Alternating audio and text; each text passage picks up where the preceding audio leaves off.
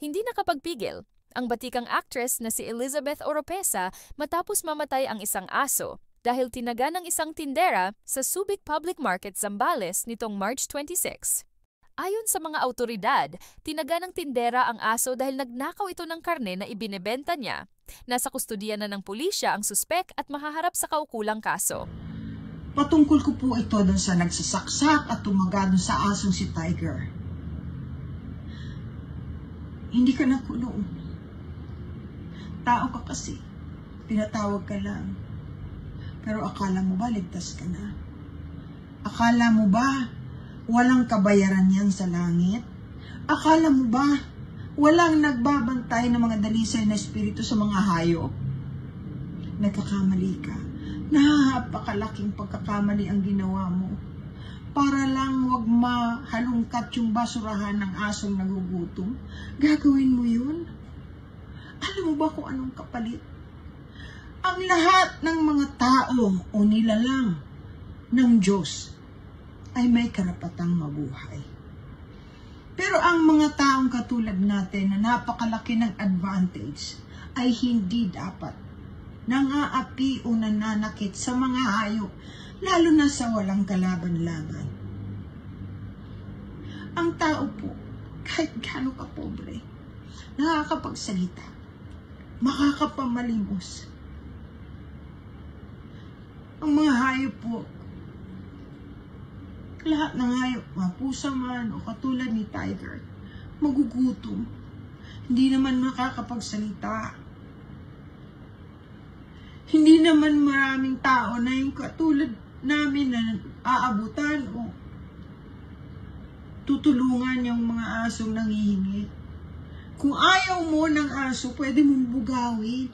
Hindi mo naman kailangan saksakin o tagain. Alam mo ba kung anong bayad niyan sa langit? Lahat ng kabusitan mapupunta sa'yo. Kung akala mo, hindi ka mahihirapang magkapera, nagkakamali ka.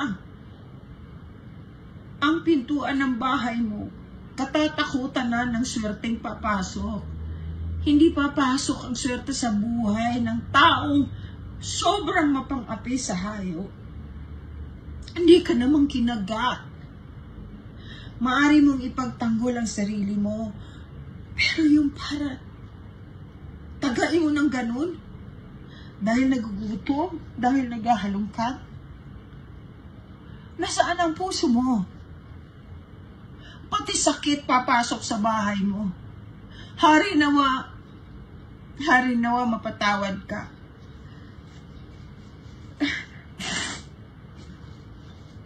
Excuse me po. Hindi ko lang, alam mo, kung nandun ako, baka sinugod kita.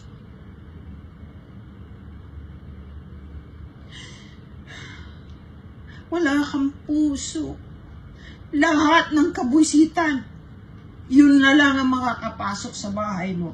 Sakit, kawalan ng pera, paghihirap darating sa'yo, lalagpasan ng bahay mo dahil sa ginawa mo. Sobra. Maraming taong ganyan. Sobrang malupit. Pero yung sa'yo, nakakapanindig balahibo. Kung ayaw mo, huwag. Kung ayaw mo sa kanila, okay lang. Pero hindi ninyo dapat sinasaktan.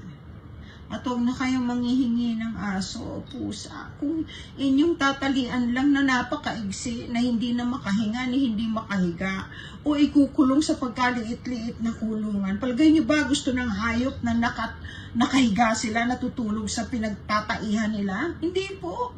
Doon sila kakain, doon sila dudumi, doon din sila matutulog. Hindi po nila gusto yun. Wala lang silang choice. Kawawa. Yung sinasabi kong pagbabayaran mong kamalasan dito habang buhay ka pa, iba pa yung pagbabayaran mo pagkapatay ka na. Yung ginawa mo sa aso, paulit-ulit na mangyayari sa'yo sa kabilang buhay. Hindi ka babalik dito na hayop. Walang ganun eh. Upgraded ka na, tao ka na eh. Sana nagpakatao ka. Napakalupit mo. Sobra. Sobra. Paano ka kakaawaan ng langit pag nakitang ganyan ka?